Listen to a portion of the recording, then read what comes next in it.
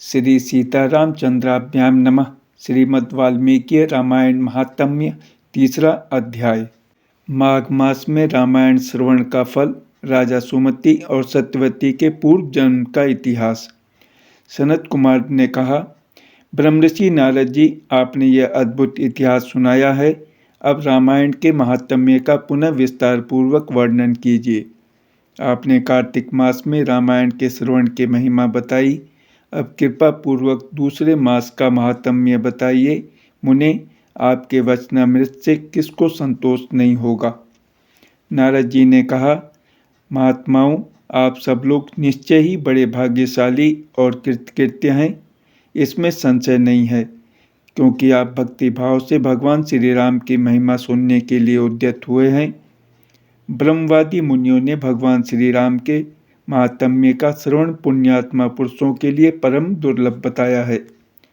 महर्षियों, अब आप लोग एक विचित्र पुरातन इतिहास सुनिए, जो समस्त पापों का निवारण और संपूर्ण रोगों का विनाश करने वाला है। पूर्व काल की बात है। द्वापर में सुमति नाम से प्रसिद्ध एक राजा हो गए हैं। उनका जन्म चंद्रवंश में हुआ था। वे श्री संपन्न और सातों दीपों के एकमात्र सम्राट थे। उनका मन सदा धर्म में ही लगा रहता था। वे सत्यवादी तथा सब प्रकार की संपत्तियों से सुशोभित थे। सदा श्री राम कथा के सेवन और श्री राम की ही समाराधना में संलग्न रहते थे। श्री राम की पूजा अर्चा में लगे रहने वाले भक्तों की वे सदा सेवा करते थे। उनमें अहंकार का नाम भी नहीं था।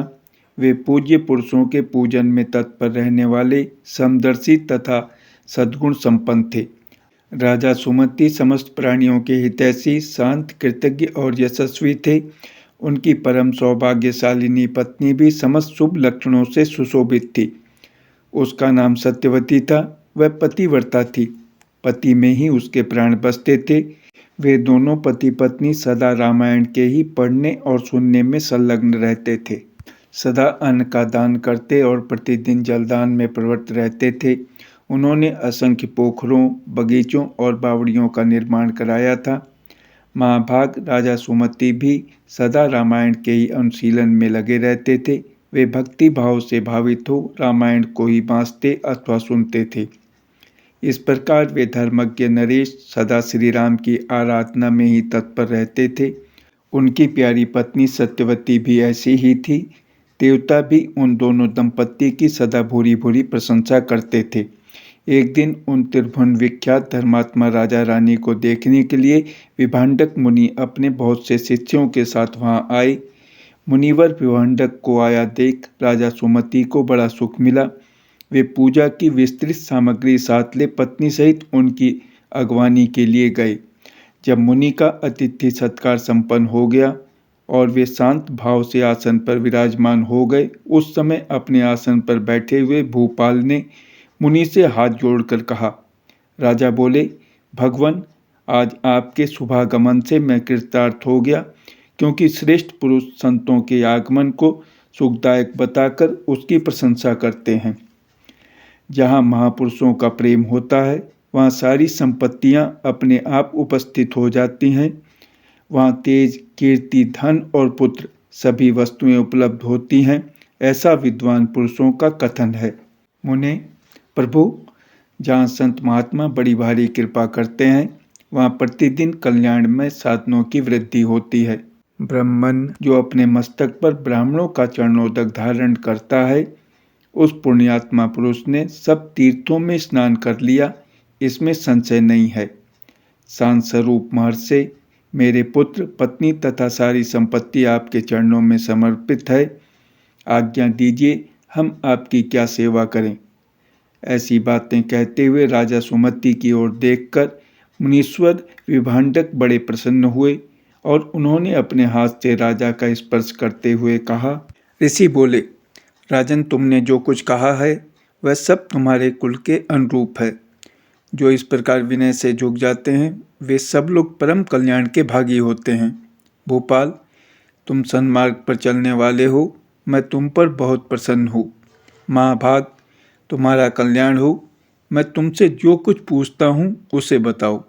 यद्यपि भगवान श्री हरि को संतुष्ट करने वाले बहुत से पुराण भी थे जिनका तुम पाठ कर सकते थे, तथापि इस माघ मास में सब प्रकार से प्रयत्नशील होकर तुम जो रामायण के ही पारायण में लगे हुए हो तथा तुम्हारी ये साध्वी पत्नी भी सदा जो श्री राम की ही आराधना में रत रहती है, इसका क्या कारण है? यह वृत्तांत यथावत रूप से मुझे बताओ। राजा ने कहा, भगवान सुनिए, आप जो कुछ पूछते हैं वह सब मैं बता रहा हूँ। मुने, हम दोनों का चरित्र संपूर्ण जगत के लिए आश्चर्यजनक है। साधु शिरोमणे, पूर्व जन्म में मैं मालती नामक शूद्र था।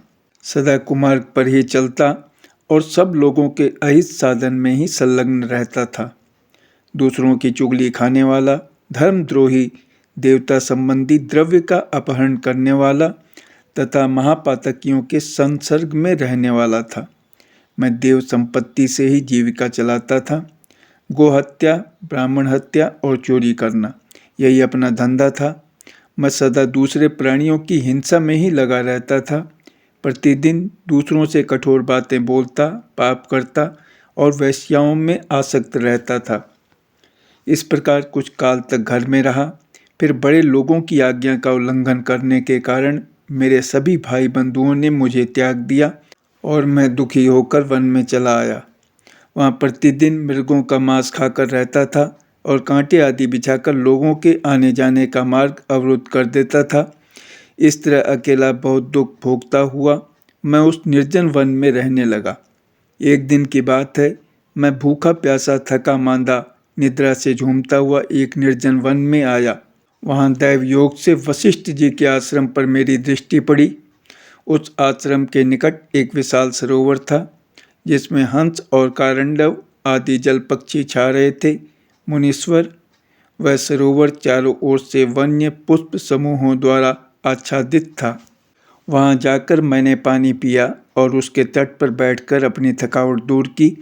फिर कुछ वृक्षों की जड़ें उखाड़कर उनके द्वारा अपनी भूख बुझाई। वशिष्ठ के उस आश्रम के पास ही मैं निवास करने लगा। टूटी फूटी स्फटिक शिलाओं को जोड़कर मैंने वहाँ दीवार खड़ी की। फिर पत्तों, तिनकों और काष्ठों द्वारा एक सुंदर घर बना लिया।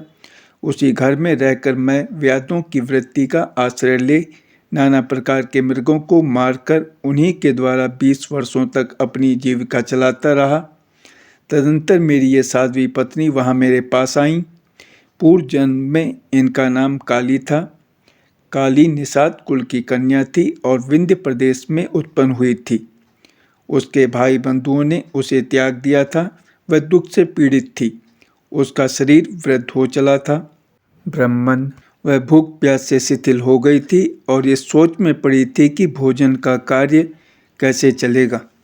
दैव योग से घूमती घामती वह उसी निर्जन वन में आ पहुंची जिसमें मैं रहता था।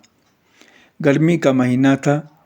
बाहर इसे धूप सता रही थी और भीतर मानसिक संताप अत्यंत पीड़ा दे रहा था। इस दुखनी नारी को देखकर मेरे मन में बड़ी दया आई।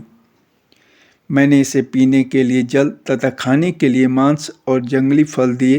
ब्राह्मण, काली जब विश्राम कर चुकी तब मैंने उससे उसका यथावत वृत्तांत पूछा। महामुने, मेरे पूछने पर उसने जो अपने जन्म कर्म निवेदन किए थे उन्हें बताता हूँ, सुनिए। उसका नाम काली था और वह निषाद कुल की कन्या थी। विद्वान, उसके पिता का नाम दाम्भिक या दाविक था।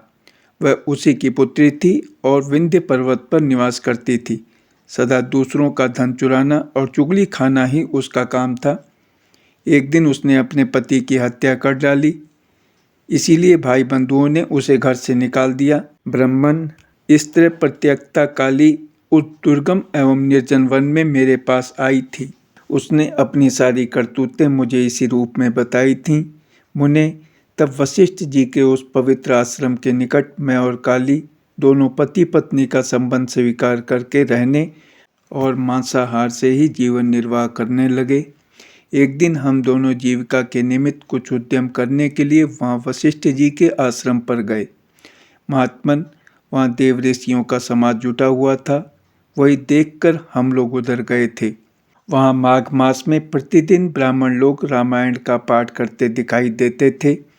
उस समय हम लोग निराहार थे और पुरुषार्थ करने में समर्थ होकर भी भूख प्यास से कष्ट पा रहे थे, अतः बिना इच्छा के ही वशिष्ठ जी के आश्रम पर चले गए थे। फिर लगातार 9 दिनों तक भक्ति पूर्वक रामायण की कथा सुनने के लिए हम दोनों वहां जाते रहे। मुने, उसी समय हम दोनों की मृत्यु हो गई। हमारे उस कर्म से भगवान मधुसूदन का मन प्रसन्न हो गया था, अतः उन्होंने हमें ले आने के लिए दूत भेजे। वे दूत हम दोनों को विमान में बिठाकर भगवान के परम पद उत्तम धाम में ले गए। हम दोनों देवाधिदेव चक्रपाणि के निकट जा पहुँचे। वहाँ हमने जितने समय तक बड़े बड़े भोग भोगे थे वह बता रहे हैं, सुनिए। कोटि सहस्त्र और कोटि सतयुगों तक श्री राम धाम में निवास करके हम लोग ब्रह्मलोक में आए। वहाँ भी उतने ही समय तक रहकर हम इंद्रलोक में आ गए। मुनिश्रेष्ठ, इंद्रलोक में भी उतने ही काल तक परम उत्तम भोग भोगने के पश्चात हम क्रमशः इस पृथ्वी पर आए हैं। यहाँ भी रामायण के प्रसाद से हमें अतुल संपत्ति प्राप्त हुई है। मुने, अन्येच्छा से रामायण का श्रवण करने पर भी हमें ऐसा फल प्राप्त हुआ है।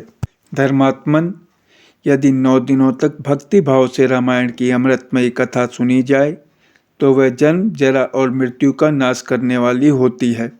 विप्रवर, सुनिए।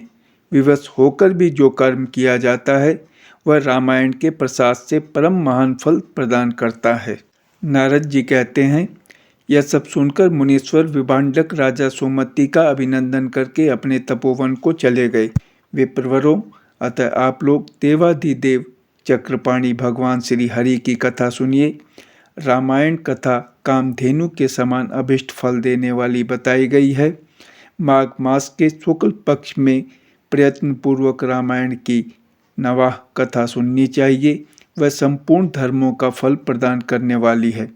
यह पवित्र आख्यान समस्त पापों का नाश करने वाला है।